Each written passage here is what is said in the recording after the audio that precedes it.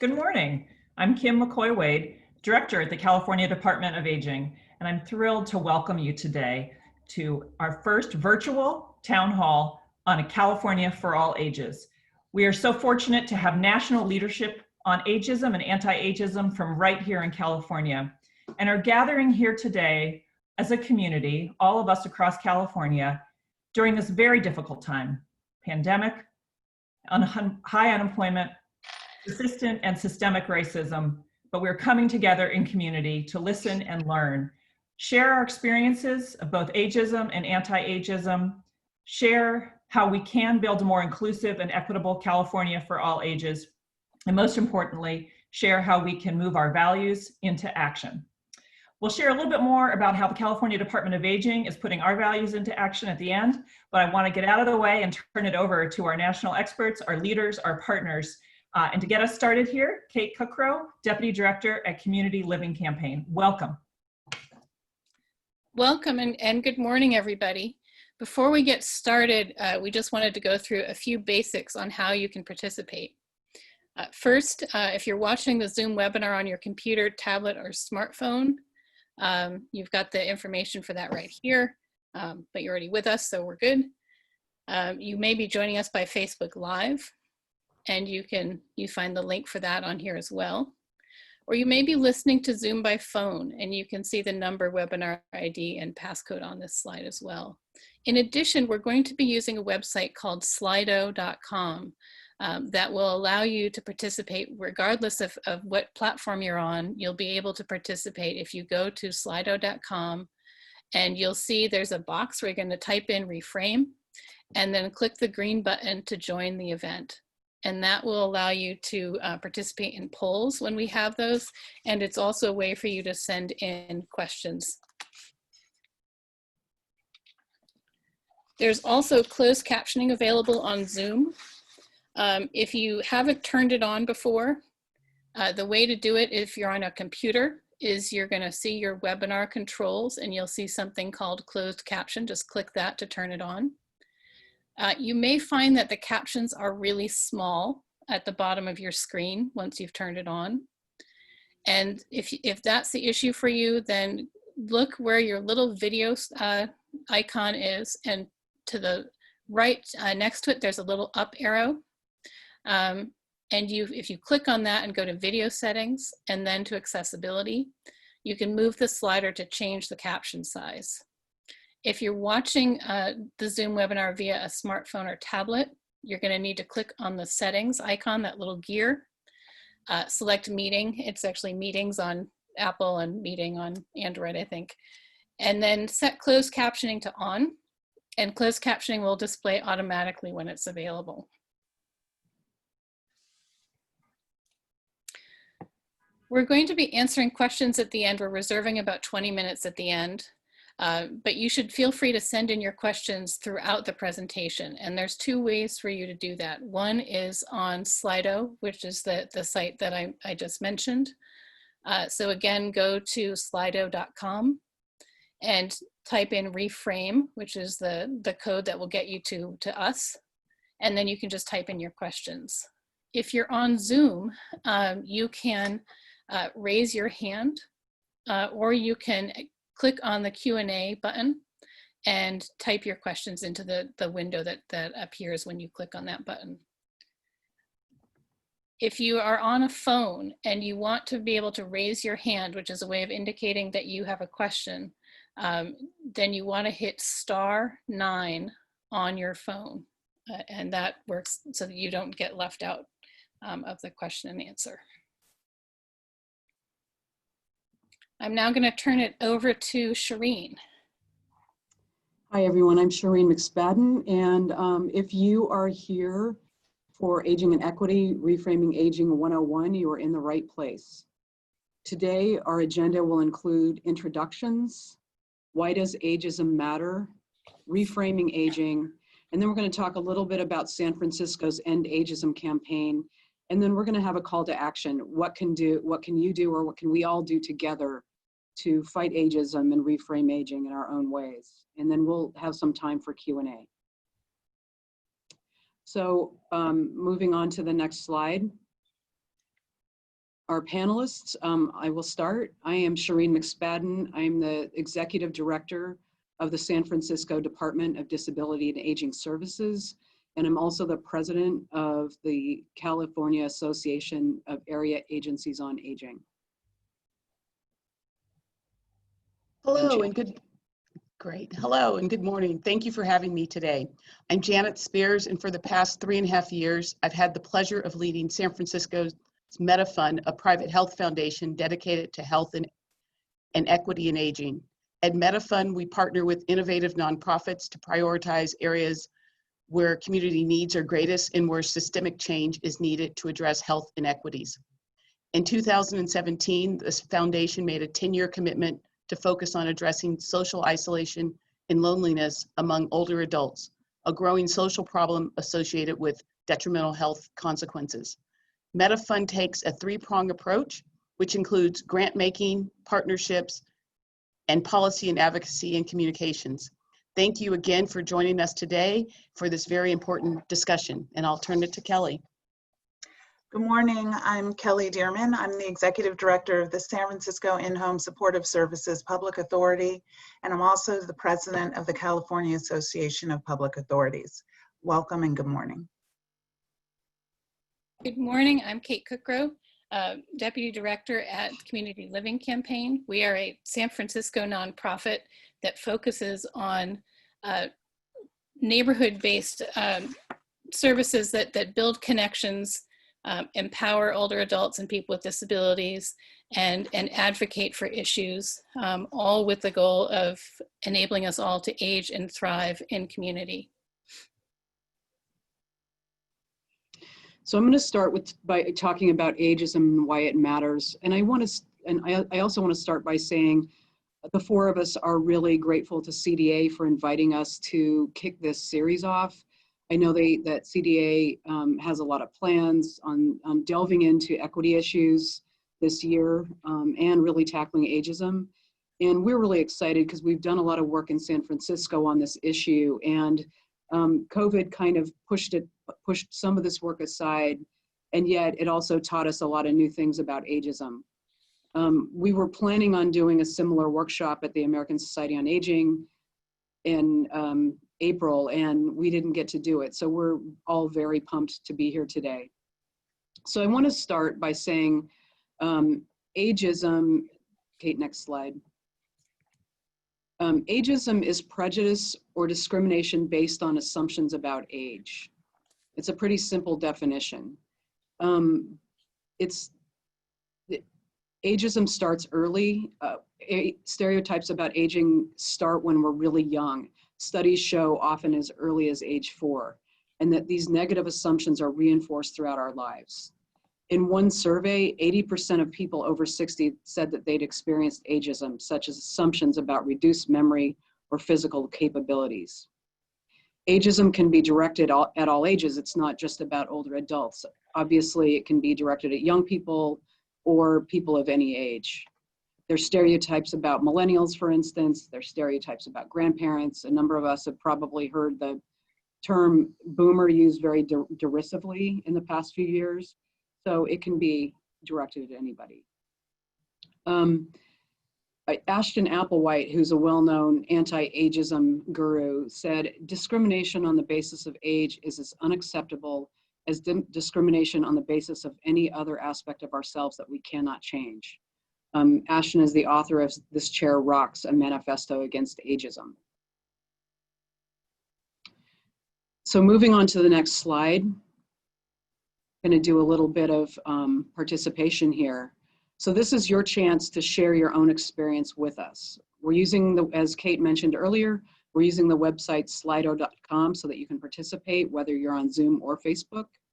And as a reminder, use your smartphone or your computer browser to go to slido.com.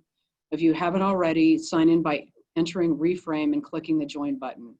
You can also point your smartphone's camera at the black and white QR code. It should take you right to the page. You should see our first poll question: have you experienced ageism?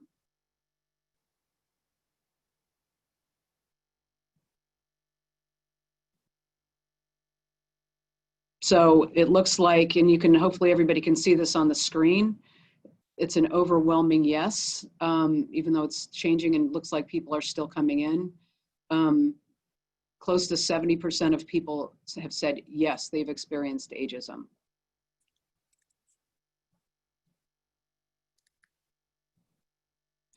So as a point of comparison on the next slide. Okay, just a sec. Okay.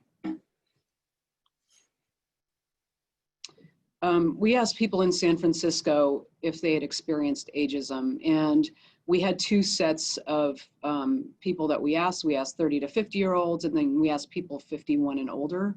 And you can see from this slide that older people were much more likely to say that they had. And you can see close to 41%, well, actually close to 42% said yes of the older group, as opposed to 31% of the 30 to 50-year-olds. I would say the other thing that I want to add is that probably during COVID, we'd see a number of people who now say that they had experienced ageism who may not have said it before.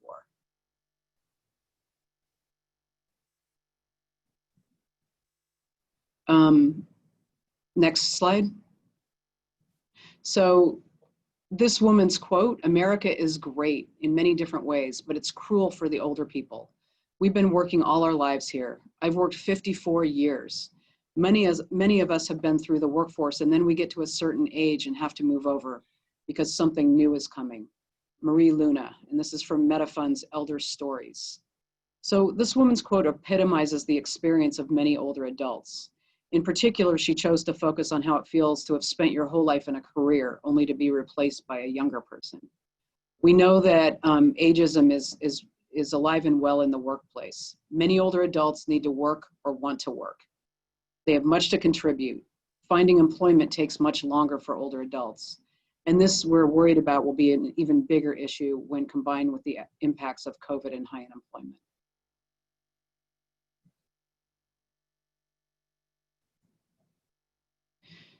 We talk about individual impacts. This slide shows that ageism reduces our health and well-being and lifespan. It compounds economic and other impacts, and it impacts social determinants of health, and it increases inequities. On an individual level, ageism contributes to anxiety, depression, fear of getting treatment, and even shorter lifespans. On average, people with more positive views about aging have lived 7.5 years longer than those with negative views. And older adults who are exposed to more positive views about aging have significantly better memory and balance, while negative views contributed to feelings of worthlessness and worse memory. So there are more and more studies about ageism and its negative effects, and it's actually really helpful to have a growing body of research in this area so that we can figure out how to create better systems. Ageism in medicine really harms health. In healthcare, older patients are often viewed based on stereotypes that result in less effective care. For instance, problems like cognitive impairment caused by complex drug regimens aren't as frequently recognized or treated in older adults.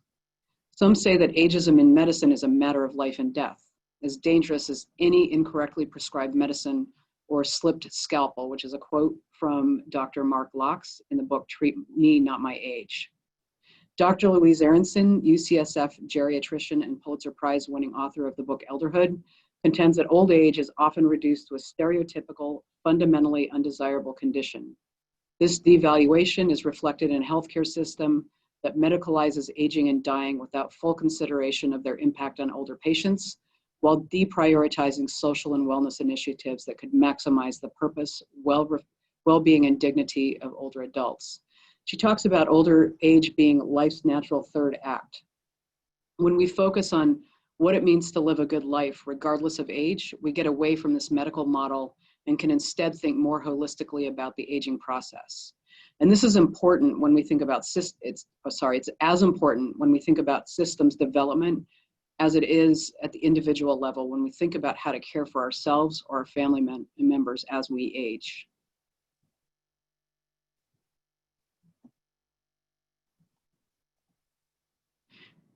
And next slide, ageism harms our communities.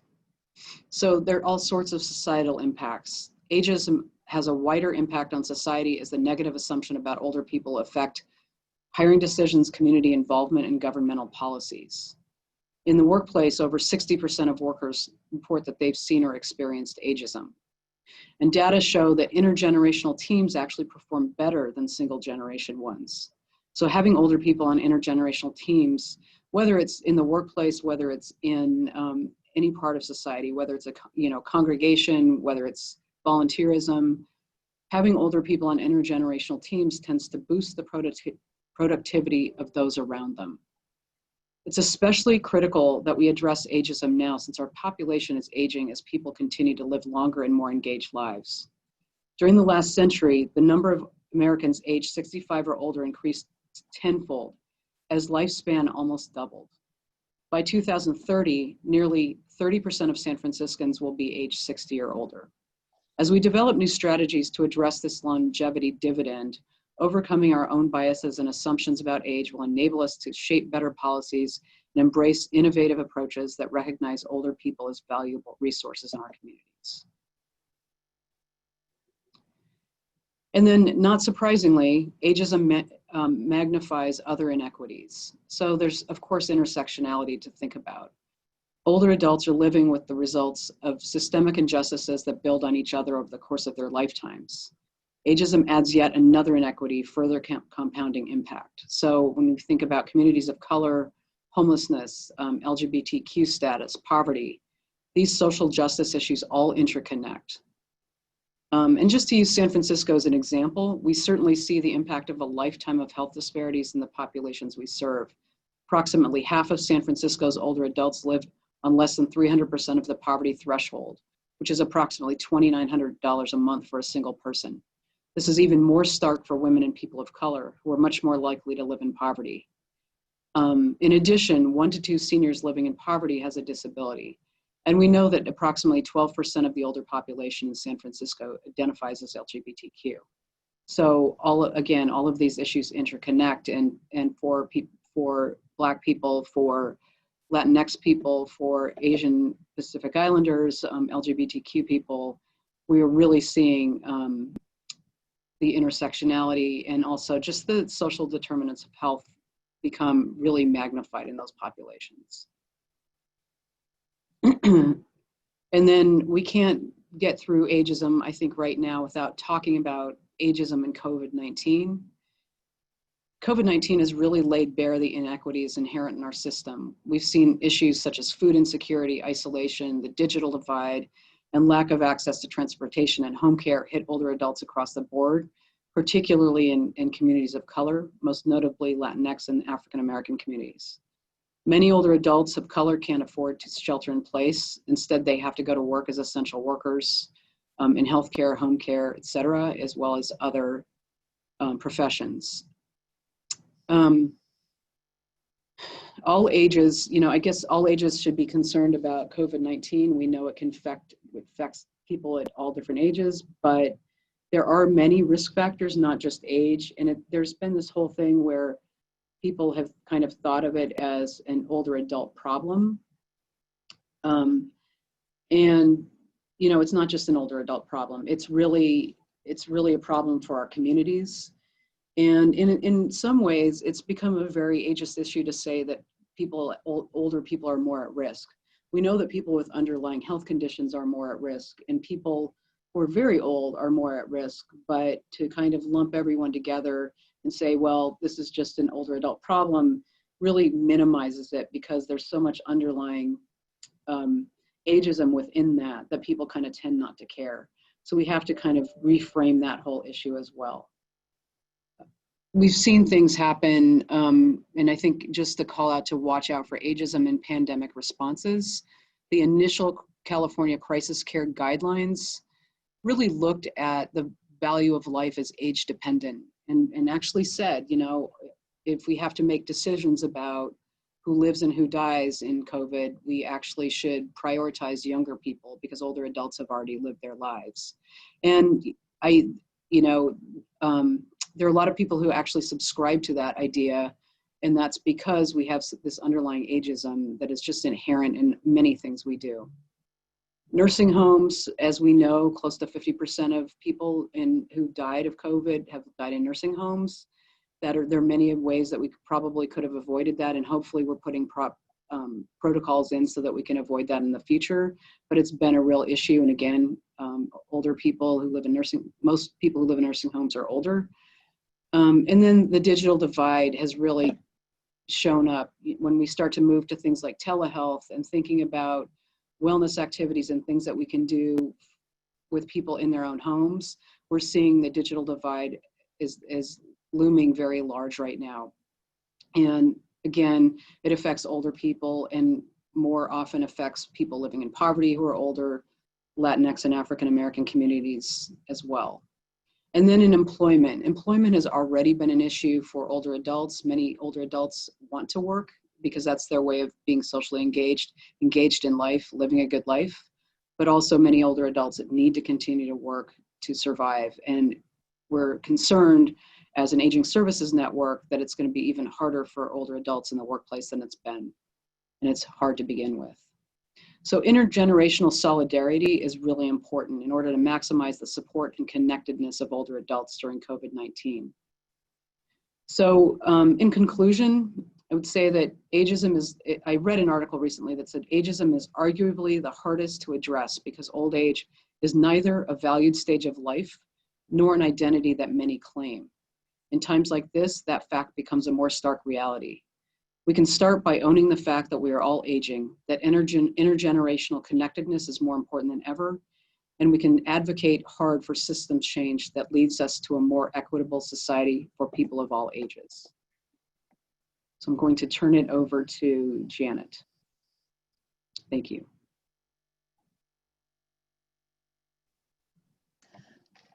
Thank you, Shireen. As Shireen has said, ageism will impact all of us sooner or later.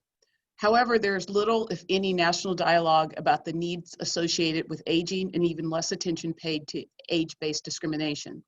That's why in 2014, 8 of the nation's leading age-focused organizations focused on a partnership to create a better public understanding of older adults' needs and contributions to society, and to use a communication and outreach to drive a more informed conversation about aging and its implications for our communities. Thus, the Reframing Aging Initiative was born.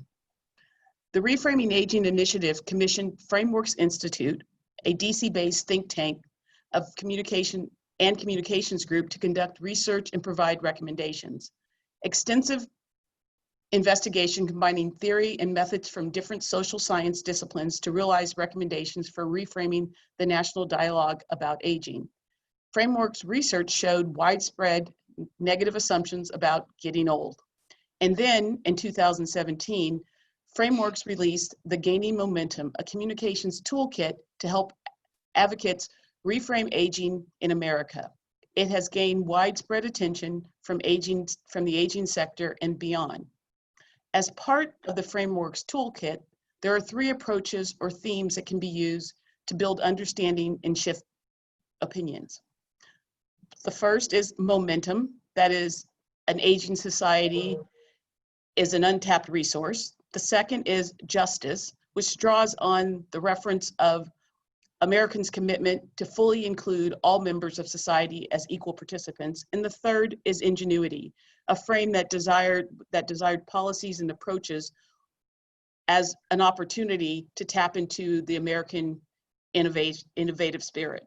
As we move through this presentation, you'll hear how the City and County of San Francisco partnered with philanthropy and nonprofits to start driving awareness around ageism and equity in our community. And thus, we used all 3 approaches in San Francisco. Next slide. But before we get started, we want to hear from you. As a reminder, hopefully you've made it to slido.com and Reframe. We're going to do a poll. When you think of older adults, what words come to mind? Go ahead and type in a few words. I'll give you some time.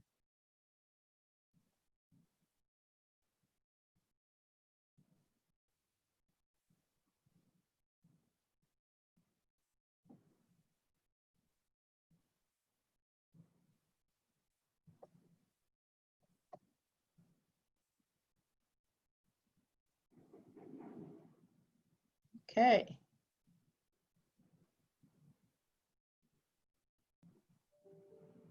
I think we're all getting the hang of this Slido. Let's keep going. Let's see what else we end up with. We have a few participants that are making their way through. Wow. Okay. So once again, I'm going to give you a couple more minutes. We'll see if we can get to 40 participants on Slido. This is it's working well, Kate.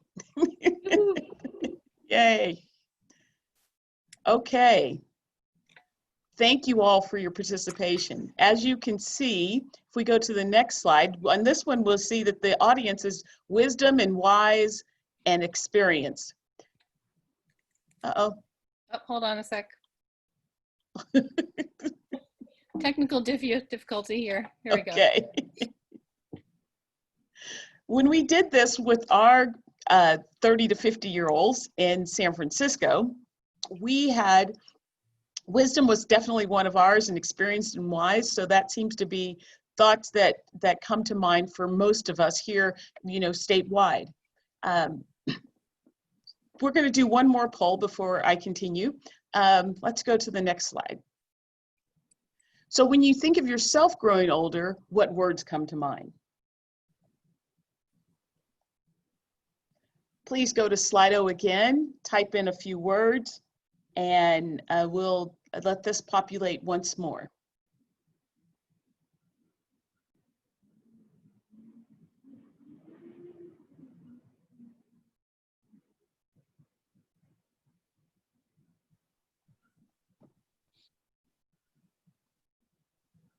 We got to 40 last time. Let's see if we can get there again this time.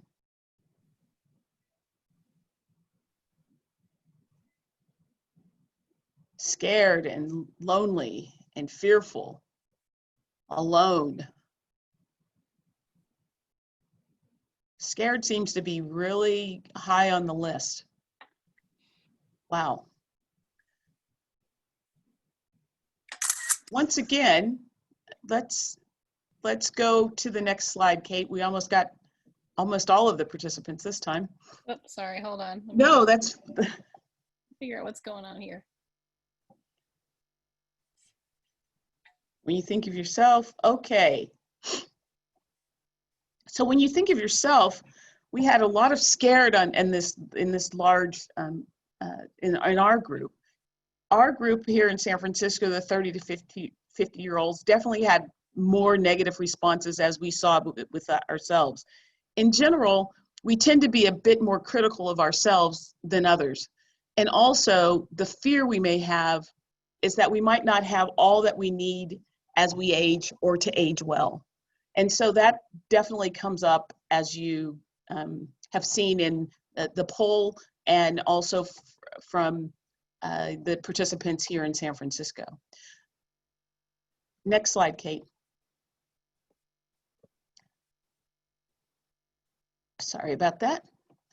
But did you know that actually old age is a period of relative happiness? It's really a U-shaped curve, with adults being their happiest in their early 20s and then in their 80s and 90s. Additionally, most of us will age at home. Over 90% of older adults say that they would prefer to age at home, and most will. Older adults are an economic engine. While Americans over 50 are only about a third of the population, they generate almost half of the US total GDP, gross domestic product. And as Shireen had said earlier, intergenerational workplaces are definitely more productive. Studies have found that teams with mixed ages perform better than the single generation teams. But let's hear from some older people. Next slide, Kate. Let's hear from some older people and get their perspective on aging. To the video. Okay. What are the positives of aging? And I guess it is the respect that younger people show older people, and especially within my family. I get an awful lot of respect from all of my relatives. And I can say that in the community, I get a lot of respect.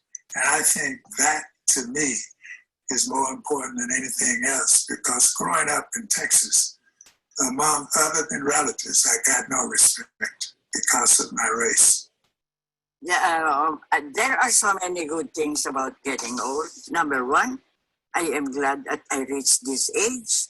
I can still talk to you, and I still live in San Francisco in the same house for so many years. And getting old is a matter of what you did, not only for yourself. Did you lift anybody up? Did you educate anybody? When I was hungry, you gave me to eat. When I was thirsty, you gave me to drink. This is the reason I love volunteer work.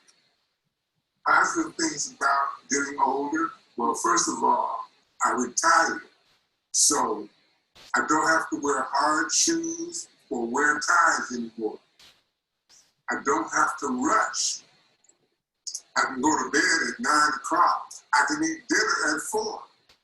I'm no longer considered a hypochondriac. I can live without sex, but not without my glasses. One positive thing about growing older is that I can get people to get up and let me sit down on the bus. Other thing is that I don't take everything so seriously as I used to, especially, maybe personal affronts or something like that. Try to put things in a larger perspective. The third thing is that I've been an activist for most of my life. I'm 84. So I now see that you have to take a long view. That's one thing. And know that change only comes when you just keep at it and keep at it and keep at it. That even the small things that we do, that all contributes. Wow. What? So it is just so wonderful to hear from the older people here in San Francisco. All of those are residents of the city that we've had the pleasure and joy of speaking with and interviewing. And even though there is this positive self-reflection on aging, our society has a widespread negative view on aging, and that is the problem. This is why how we frame the problem helps us overcome our negative public thinking. The framework's metaphor describes the public thinking like it's a swamp. It's murky and it's hard to get your positive message through. Next slide. So for instance, adult aging. Here, frameworks, research, and recommendations can be implemented in the community, but it's like a swamp. So the swamp messages, if you could click, Kate, it's the public's cultural assumptions and misperceptions about aging. So these are all the things that we think about when we hear adult aging, that there's limited solutions, that there's negative, all these negative assumptions. However, we should focus on, Kate, if you could go, the solution messages. After all, aging is a collective responsibility, and what surrounds us shapes us, and we don't have to have this fatalistic view. Rather, problems can be solved. For example, as I've come to this work in the last 3.5 years, there's an example I'd like to share. We often hear the us versus them narrative, those old people. Our individualistic society has a pattern of identifying older people as a separate social group that is separate and apart from the rest of us, which is not true. We are seeing that full force now in COVID-19 and in the country's structural racism issue that we are now starting to talk about. It is this individualistic society, us versus them, that has us in this swamp of negativity. Next slide, Kate. I know that's a lot to digest, and there was a lot on that slide, and I don't want to take us down too deeply in that, but I do want you to start thinking about, to start and putting reframing into action, what can be done. First, there's like 3 things that need to be done. First, you need to define ageism within your community participants. We did this via workshops here in San Francisco. You get to change the frame, meaning framing our conversations differently can help people move beyond their default beliefs about growing older, meaning you choose a theme. Maybe it's the justice theme that works for your community, or the momentum theme, or the ingenuity theme. That you get to do. And then you focus on solutions. So once again, creating a space where older people in the workplace makes teams more productive. You can focus on that within your community and see how that comes to be and makes putting the frame of reframing ageism in your workplace. To read more about these concepts and what specific things you can do in your own community to change these perceptions, we will provide these. There's information on the Frameworks Institute website, and we'll provide them at the end via the guides of information. Next slide. What we did in San Francisco, additionally, we had this style sheet. It's important to be cognizant of the language that we use when we speak about older people, because language can perpetuate stereotypes and ageism. A helpful language and style guide is available in your resource kit. We will link that to the style sheet, and there are examples on the back of momentum, justice, and ingenuity frames that we used in our work here in San Francisco. And lastly, next slide. We need to continue to reframe aging in this pandemic era. Framework Institute has suggested over a dozen ways to more effectively frame COVID-19. Our society's moral compass is being tested, and we have a collective responsibility to the values of justice, inclusion, and interdependence. Now let's move on to Kate, and she'll talk about some specific work that we did here in San Francisco. Thank you. Thanks, Janet. So as both Shireen and Janet have described, this has been a long process to get to a point where we had something in San Francisco. It's something that we've all been really excited to be able to spend time on, and there is an absolute need. San Franciscans are living longer lives with more opportunities to remain engaged and active. Older adults are the fastest growing group in San Francisco. They're nearly 30% of residents will be age 60 or older by 2030. And what's really important is that our experience, insight, and energy are assets to the community that we should draw on and not marginalize. And we want to make sure that whatever we do around reducing ageism helps to move that forward. We also have an extraordinary number of services that support older adults in engaging and contributing in their community. But ageism often prevents people from accessing these services. They don't feel like the services are for them. So we wanted to address that. And we also know that ageism can affect public support for services that benefit people of all ages. So sort of one of the classic examples is if you think of things like curb cuts that benefit everybody regardless of ability. That's something that would work. Okay, so the next slide we've got here is how do we adapt frameworks messaging to our diverse population here in San Francisco. The messaging is really extensive and it provides a really good start, but we wanted to be able to translate that theory into action and be sure that we really included messaging that would work for a diverse population. So you see as over 50% of older San Franciscans speak a primary language other than English.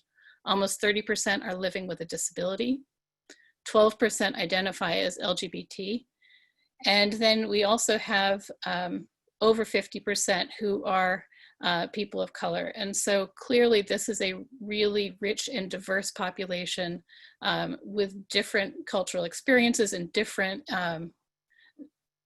issues around aging. And so we wanted to be sure that as we developed the program here in San Francisco, it met the needs of this group. So Shireen and Doss and with Meta and other partners agreed on a partnership approach. So this took a little longer because there were over 35 partners, which included city departments, philanthropy, nonprofits, a lot of nonprofits who are focused on the aging space. But what that meant is that we were hearing a lot of diverse voices, hearing a lot of perspectives, and it's something that we all were really interested in and excited about, which meant there were a lot of opinions that made their way through the process. This all started in January of 2018. And we spent a good amount of time gathering ideas and ensuring input. And then we got to a point where we realized that we had so much and there were so many hopes of what this process was going to do that we really needed to call in a professional to help us distill this down into a campaign. So we brought in a creative agency called Most Likely to help us with that approach. And we settled on a multi-phase campaign. Obviously, raising awareness about ageism, starting to end ageism is a huge, huge challenge, and one that's not going to be solved by a single campaign. So to get this going here in San Francisco, we employed a phased strategy. The first strategy really focused on awakening people to ageism. As we spent time discussing this, we realized that before we could really talk about solutions, there were just too many people who didn't really understand what ageism was or view it as a problem. So the campaign started there. It's the public piece of the campaign starts with a focus on people ages 30 to 50. And the reasons for doing that were that particular age group is part of that sandwich generation. They're starting to experience examples of ageism themselves. They're also helping care for older parents in a lot of cases. And they're also at that point in their careers where they're starting to be decision makers. And so it felt like a really good spot to start. But we also know that, as you've heard, there's a lot of unconscious bias among us at all ages. And so we wanted to make sure during the second phase that we help older adults recognize implicit ageism and connect with the valuable aging resources we have here in San Francisco. And finally, there is a good amount of research showing that one of the best ways to reduce ageism is to combine intergenerational experiences with education. And so as part of the third part of this, we wanted to make sure that we were fostering and really promoting a lot of intergenerational connections that already happen among the various programs here in San Francisco. But to basically foster those intergenerational connections so that older adults felt more seen and heard, and younger adults could really benefit and appreciate from all that older adults have to offer. As part of our work, we took a look at, we actually did 2 surveys. These are the surveys that Shireen mentioned earlier.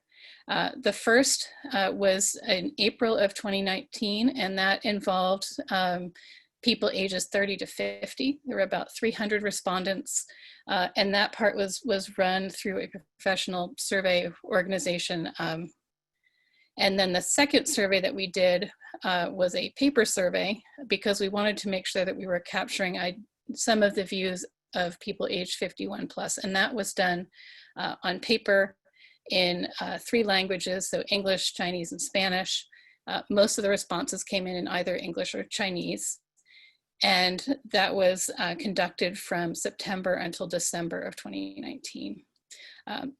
The good news is that respondents of all ages viewed ageism and ableism as important issues, both in San Francisco and in the workplace.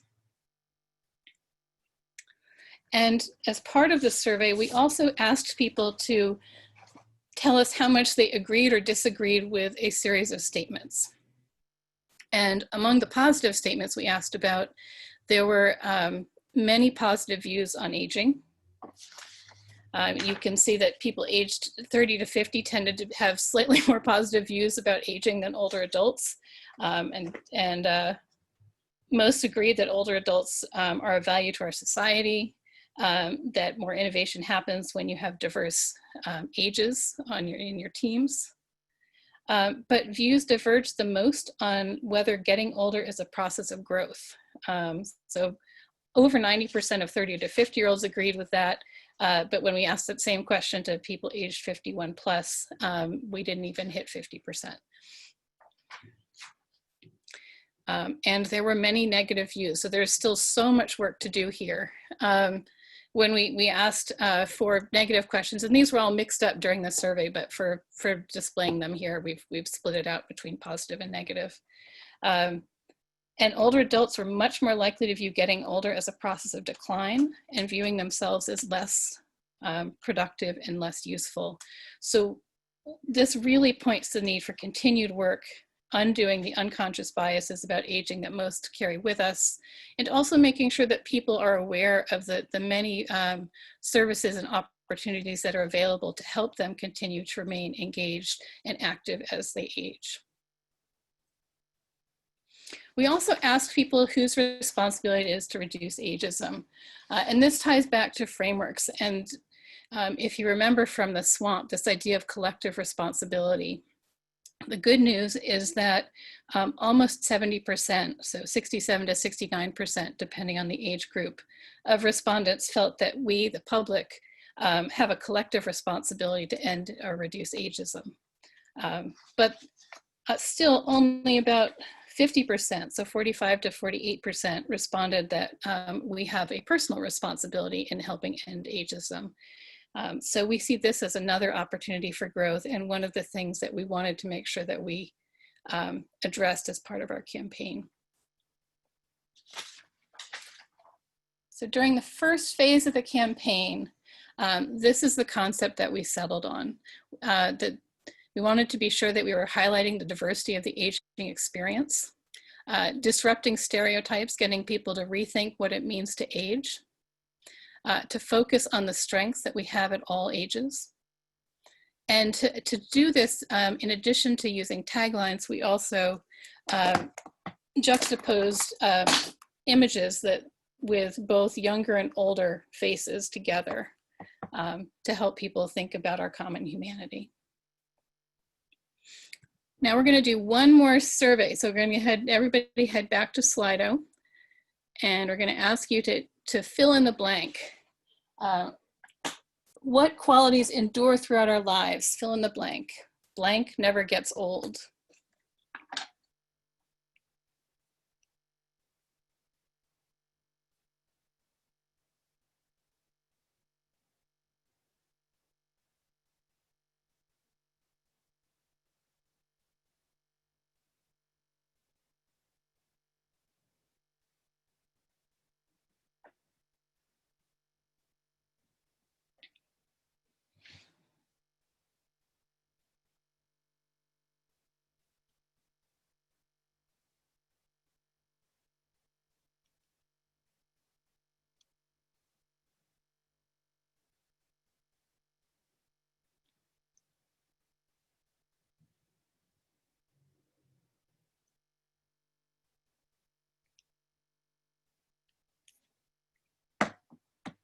So we're getting some great responses there. I'm going to see if we can let's do a couple more. Oh.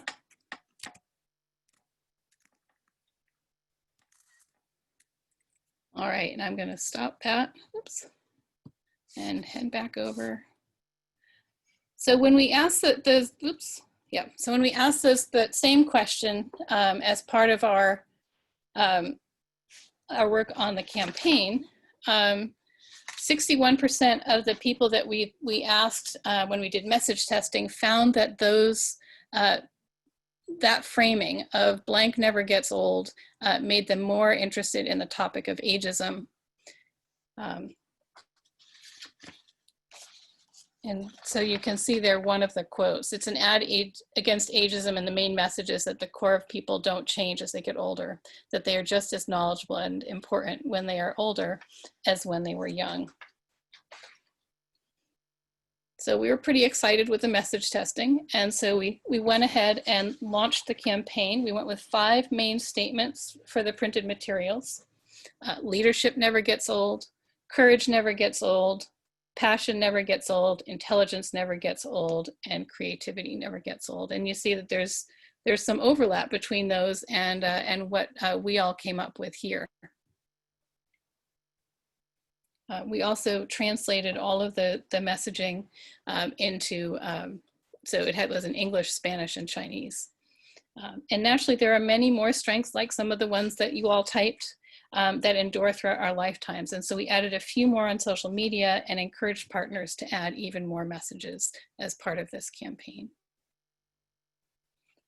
One of the people that we featured in the ads is Susie Tyner. You can read more about her on SF Senior Beat, and I've included the link there. You can also read more about her on our website, endageism.com. Susie is an unstoppable force in Bayview Hunters Point, where she's started Monday Night Jam and launched a steel drum program, both at Dr. George Davis Senior Center. She's also instructs for Always Active, a senior exercise program, and is involved in lots of volunteer activities. And Susie is just one of the 5 older adults that we featured in this campaign.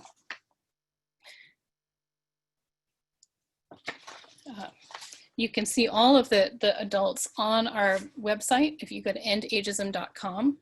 You can also find all sorts of facts about aging and ageism, articles, links to stories, links to San Francisco services, ways to volunteer, and a pledge. And so we asked people to pledge to help end ageism as part of this initial campaign.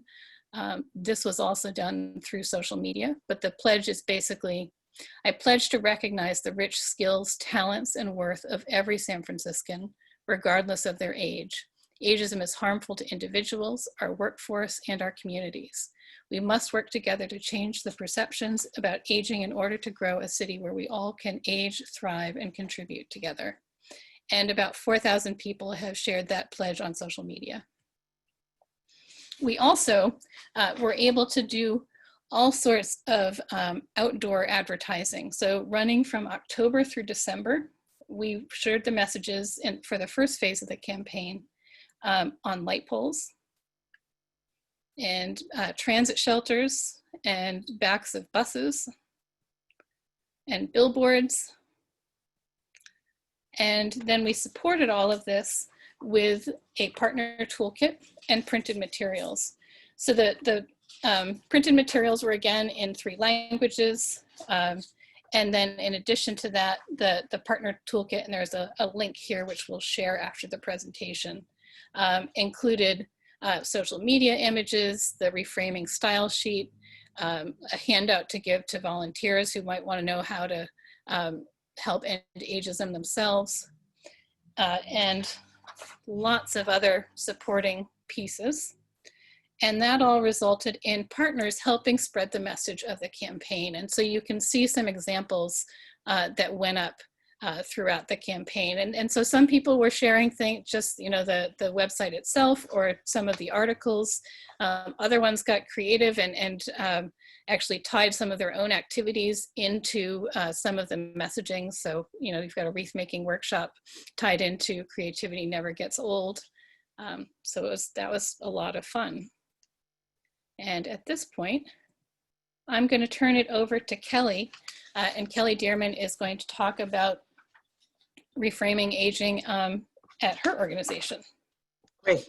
Thank you very much, Kate. So at the Public Authority, we're super lucky in that every day we are working with older adults and people with disabilities. And so the ideas of ageism and ableism are on the forefront of everything we do.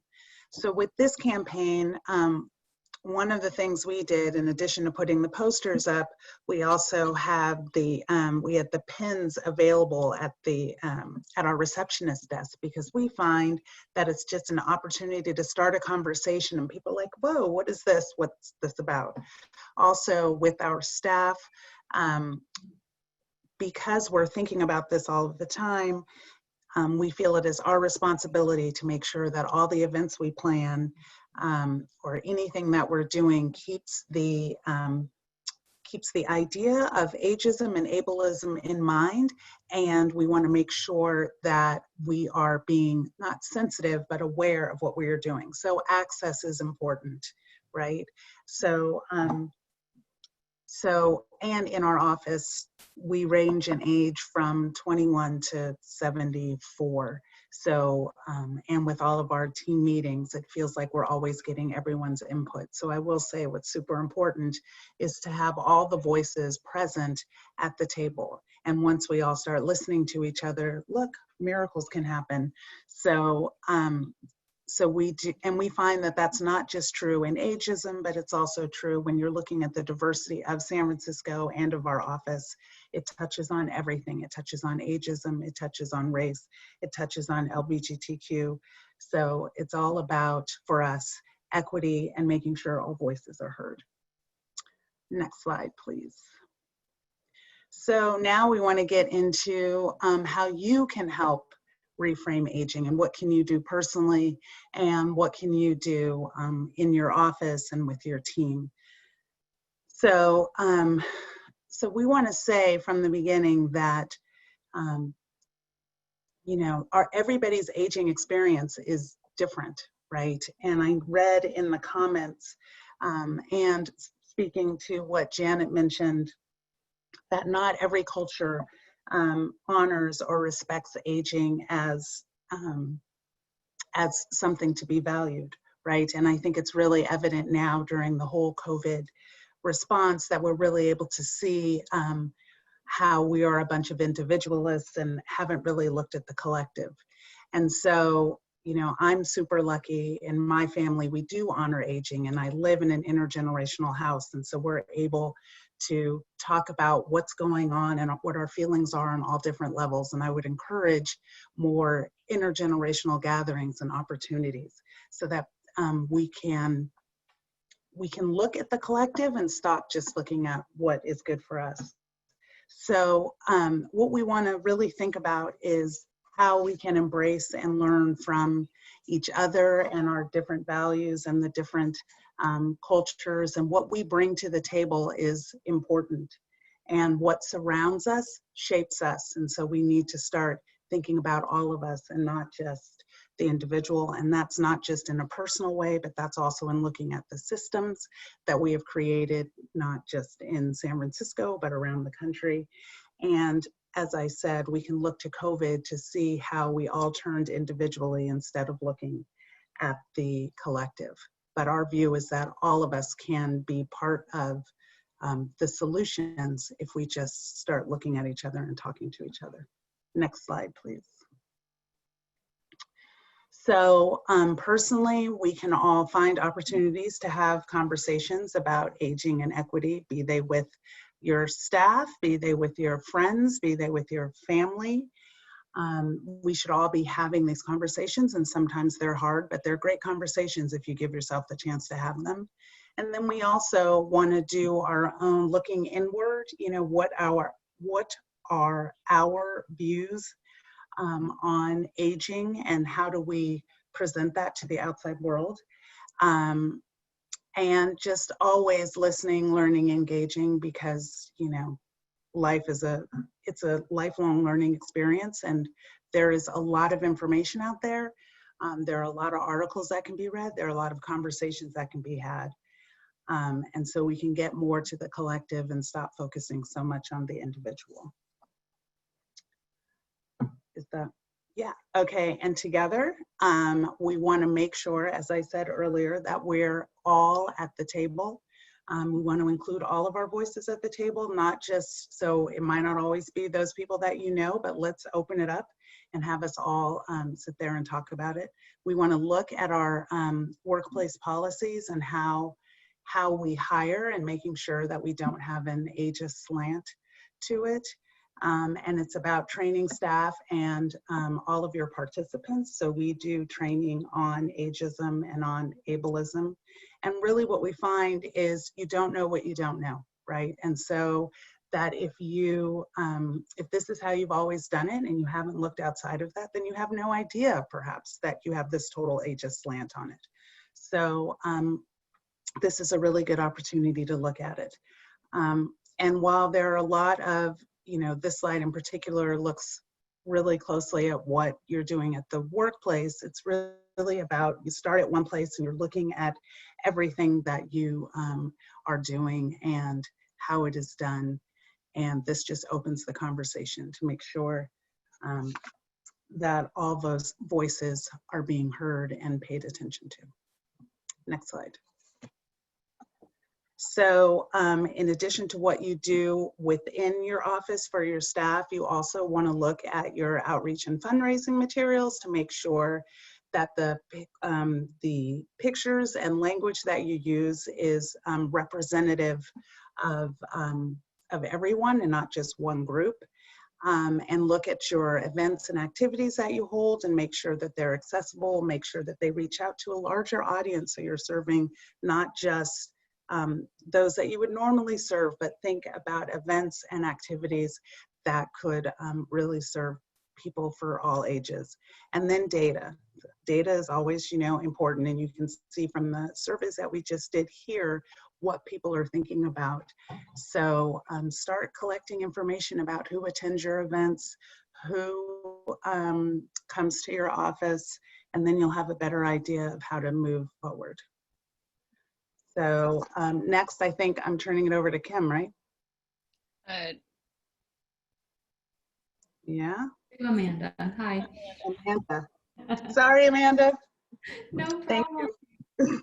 Yeah. We did just want to call out some resources that the California Department of Aging has compiled, as well as the Master Plan for Aging.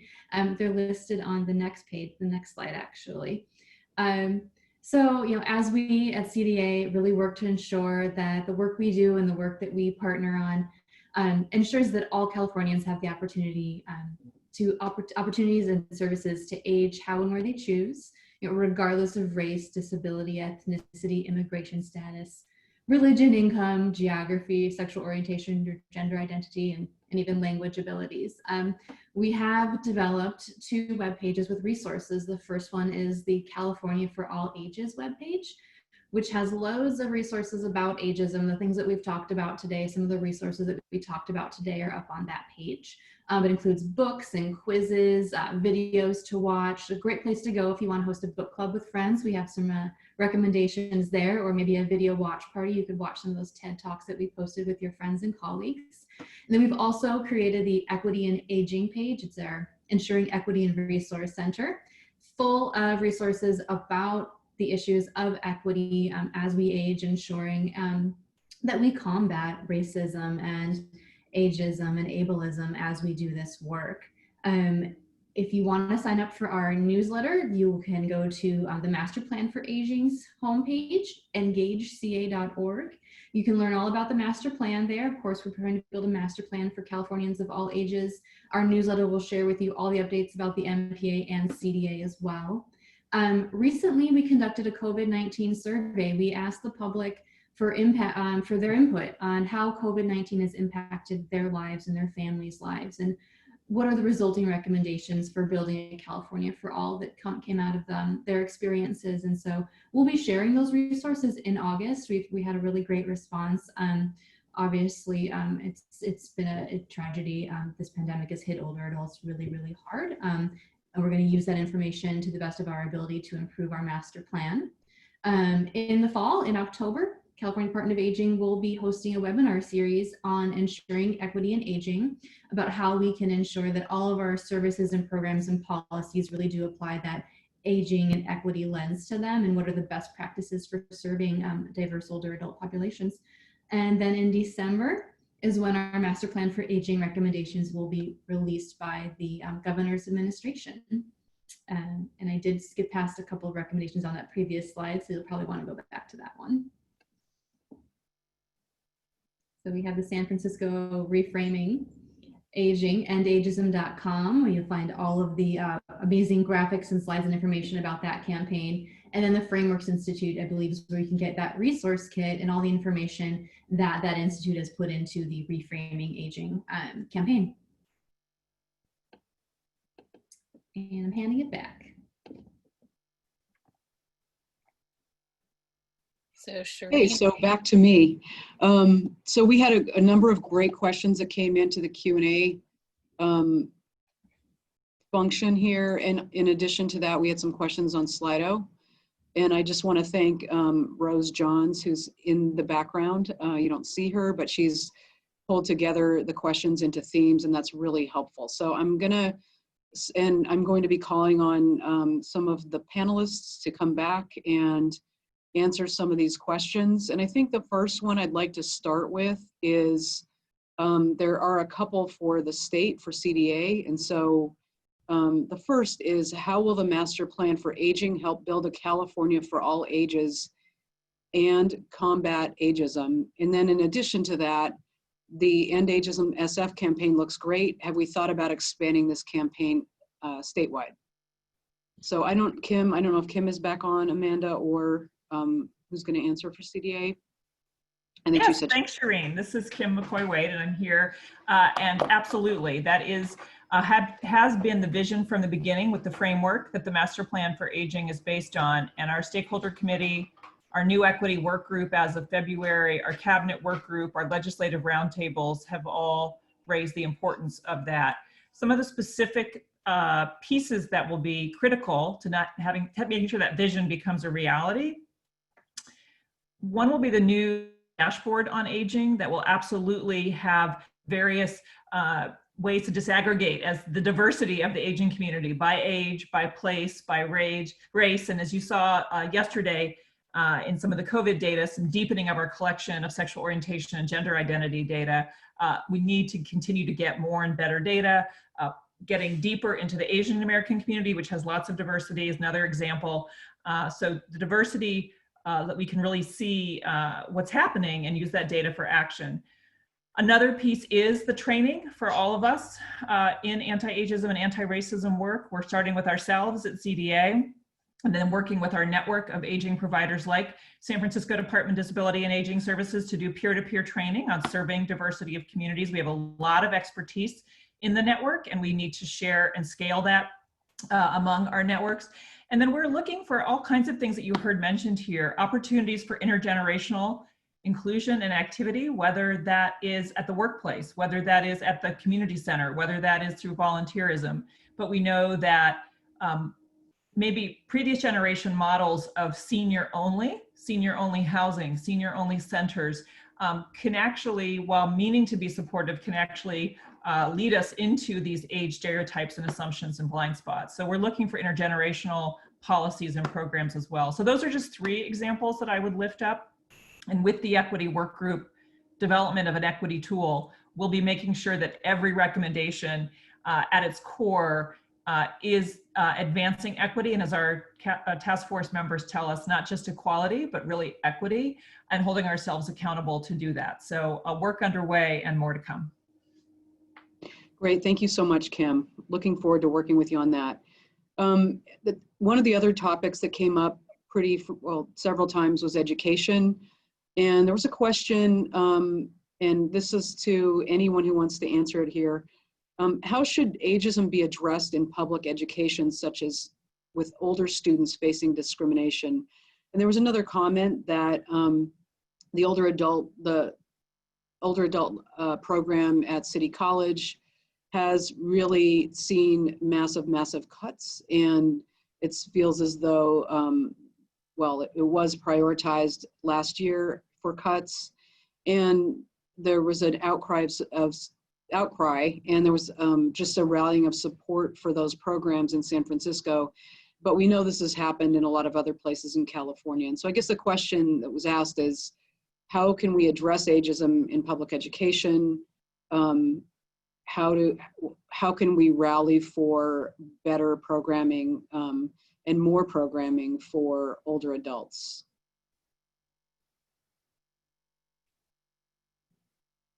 Kate, you want to take a crack at that one?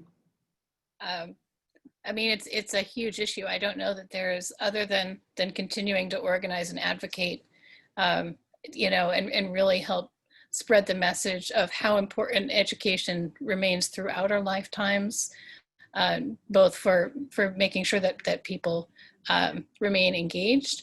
And also that folks who are still looking for employment have the resources that they need to be able to take jobs. So there's a huge need.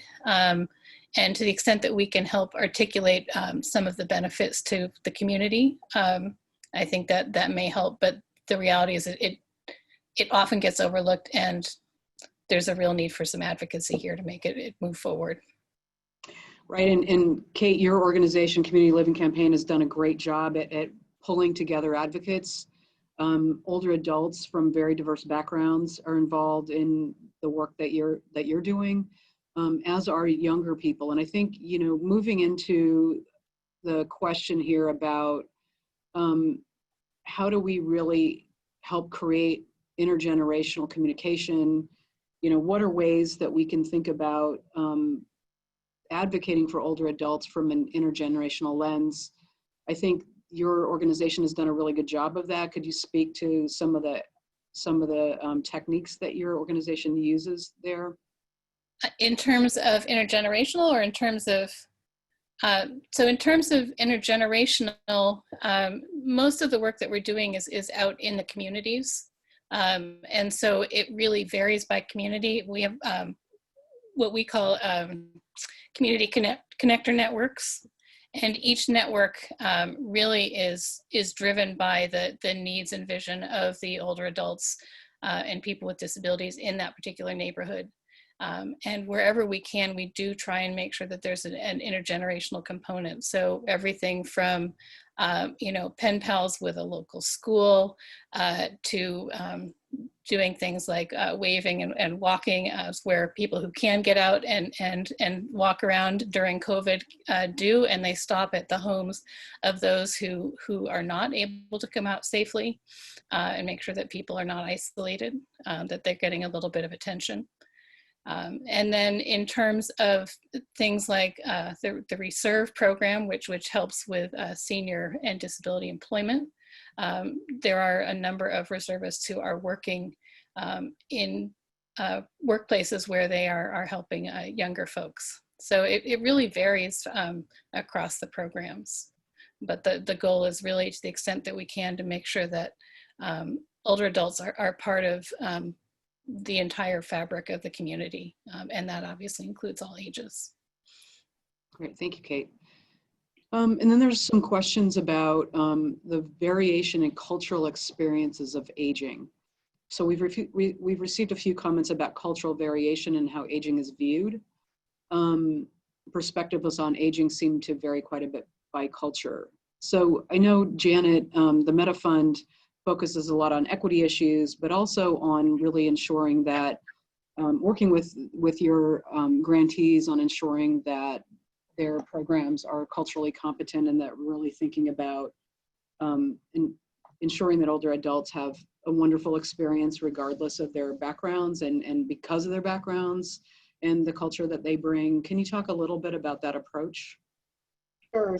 Thank you, Shireen. So we have a direct initiative around equity, and what we seek to do is reach those who are furthest from access and opportunity.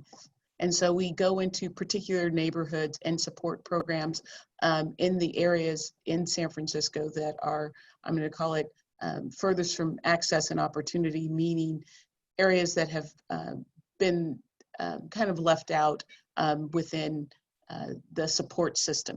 And how that ends up happening is we work with our grant partners, as we call them, and providing multi-year general operating support grants for them to reach the needs of their communities, be it the Tenderloin, be it the Bayview Hunters Point, be it other areas, Outer Mission, where there are services and they can do what they need to do to provide support to their regional, their local communities. We have done this with a four-pronged strategy around one of our strategies being around engagement, where we want the voices of older adults to talk about and share what it is that they need. We believe in advocacy, and we believe in that being shared about from each of the communities and what their unique needs might be in Chinatown and other areas in the city. And so that is how we have moved forward with our support. We will continue this work definitely through 2027, focused on reducing social isolation and loneliness, but in general, it is in those areas that are furthest from access and opportunity here in San Francisco. Thank you, Janet. We have a couple questions that might go back to Kim. The first, Kim, is there's a question about ageism and health. Ageism and health. Ageism and health issues is very strong. How can we share recommendations and make an impact on ageism within the health industry? And the example given by this participant was that this shows up quite a bit in HIV and AIDS services. Can you talk about some of the work you're doing to, you know, with other departments and how you're, you know, how that's playing out?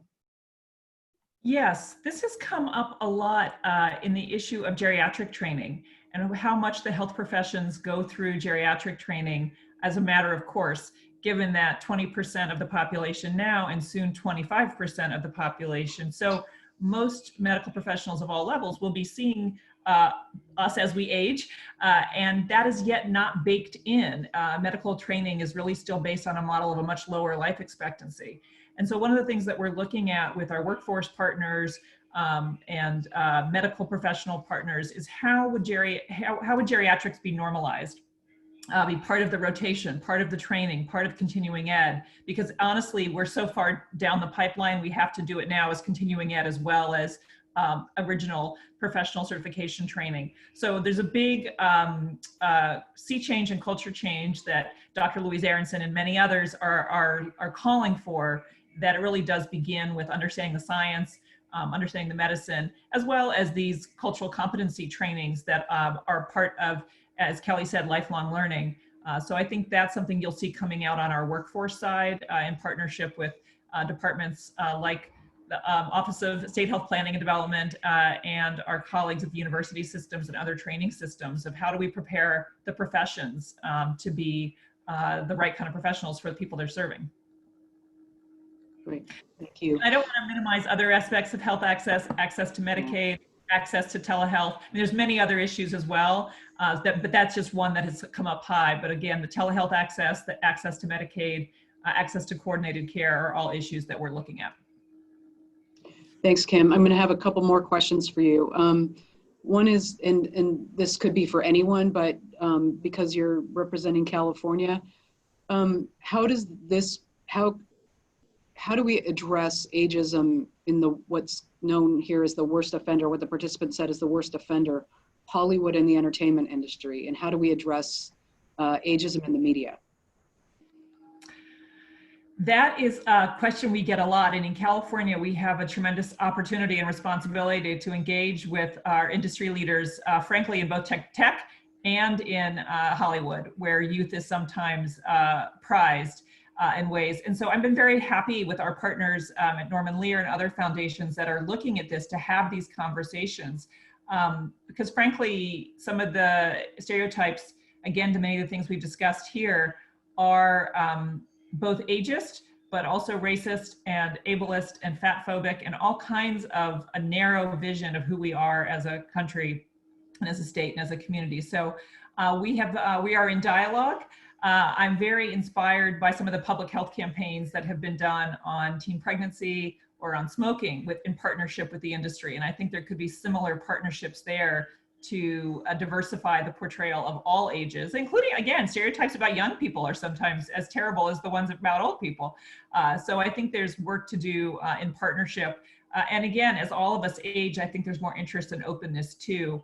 One piece of the digital divide we're working on is, yes, people need devices and connectivity and support, but there also needs to be content that reflects us and speaks to us as we age.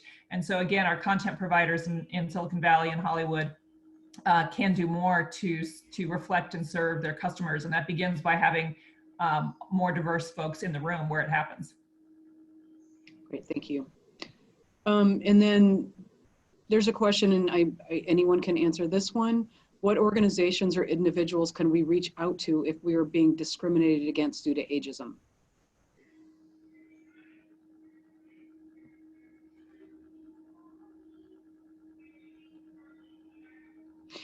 I think the question is, I think it probably depends on what type of ageism. If it's ageism in the workplace, that is illegal. And Kate, who do people reach out to if it's in the workplace? There are, I would say, reach out, first of all, to any of the organizations that are providing legal services to older adults. So there's a whole bunch within that are, I think, have DOS funding, right? So that would be one place to start.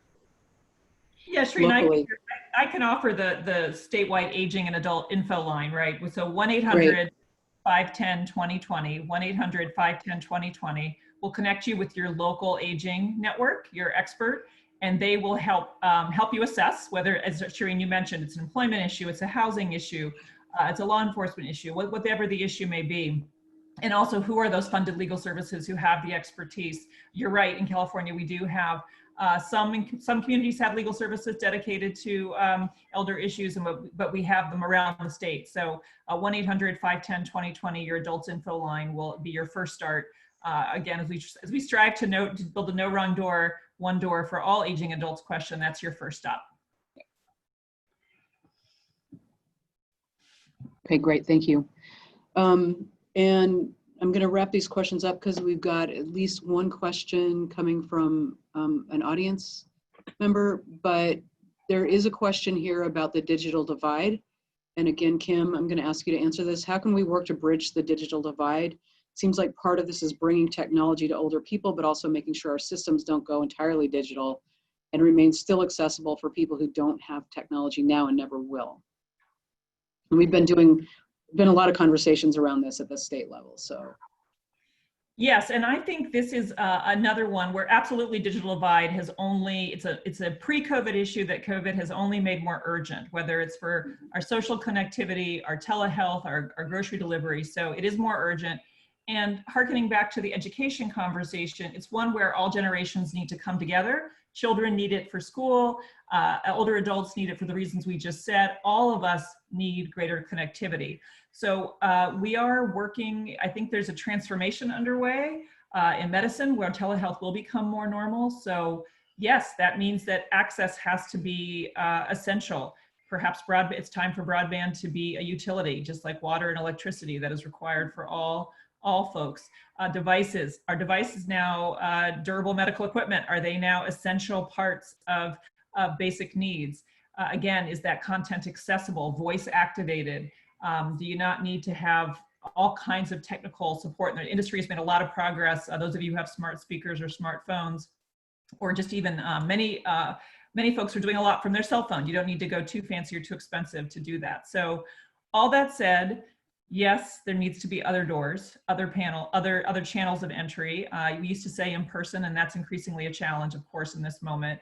But it can't be that the digital divide is the only way in, digital platform is the only way in. But we do think with federal funds, private sector, leadership and partnership, state initiatives, and of course, leadership of some of the groups like the San Francisco Tech Council, we can make this moment a leap forward.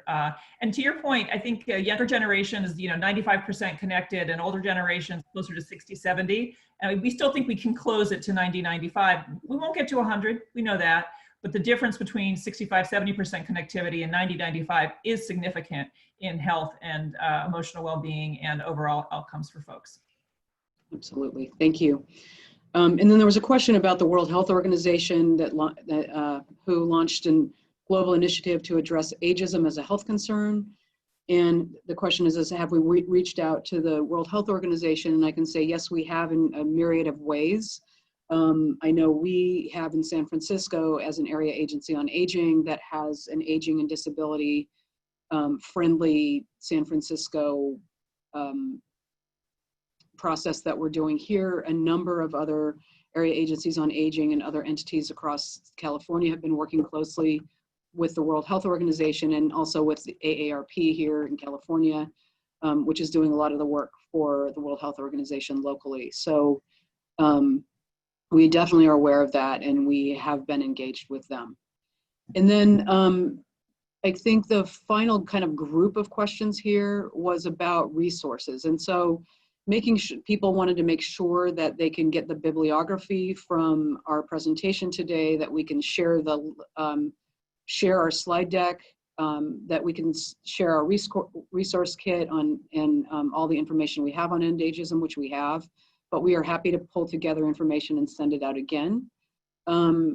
There was a question about developing materials to share with local chambers of commerce, any ideas or suggestions. And I would say that the materials that we have developed could be very helpful in assisting with putting together things for local chambers of commerce for older job seekers. So there's, I think that that anybody who's looking for resources should be able to look on our website. Like I said, we'll send out these materials, and then in addition to that, we can each send out our contact information. And I'm sure, if I can speak on behalf of all of us, that we'd be very happy to answer any other questions or any more nuanced questions that we can't get to here. Happy to answer those in writing or by phone. So, and then we'll go, I think we had one or two. Do we have any questions from the floor? We do. We have one person with their hand raised. Ira? Ira, I've unmuted your line. Yep, go ahead and jump in.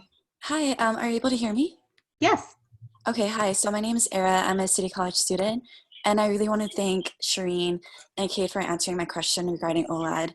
And just full disclosure, I'm not a senior student. I wish I could have gotten someone from the Equity for Older Students to participate, but then he detests Zoom due to the digital divide that was mentioned. And I wonder that if there's any possibility, because right now City College leadership, they are not centering seniors, and I find myself turning to the community to further protect our OLAD department.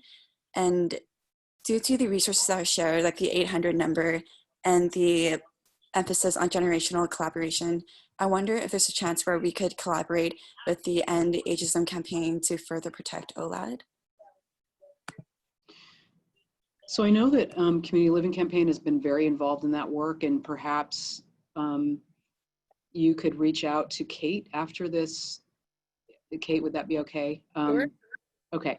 Thank you. Kate, Community Living Campaign has done a lot of advocacy work around that very issue, and so I think they would be really good for you to connect with.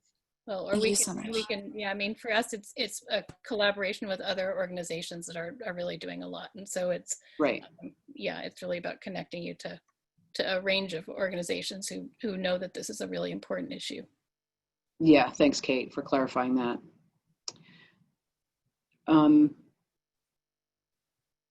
So I believe that we have answered all the questions. We had some great questions, and it's always interesting to think about how this format is going to work. And I think it worked very well. So I want to thank all of our panelists today, and thanks to all of our participants who took the time to listen. And if you have the chance to give us any feedback, I think you could send it to Amanda. Are you going to put out the CDA website or information, or is there a way for people to engage with that particular website, or where could people send questions if they have them, or comments?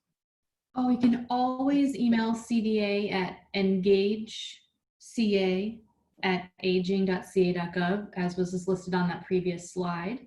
And we will post all the materials from today's town hall on our aging.ca.gov webpage. There's a button on the front, the homepage. It says California for All Ages campaign. If you hit that button, it'll bring you to our webpage with all of our resources. So give us a couple days to get the recording posted and the presentation ready to post, but we'll have everything up there Friday or Monday from this town hall. Great. So thanks for everybody's participation, and we will see you next time.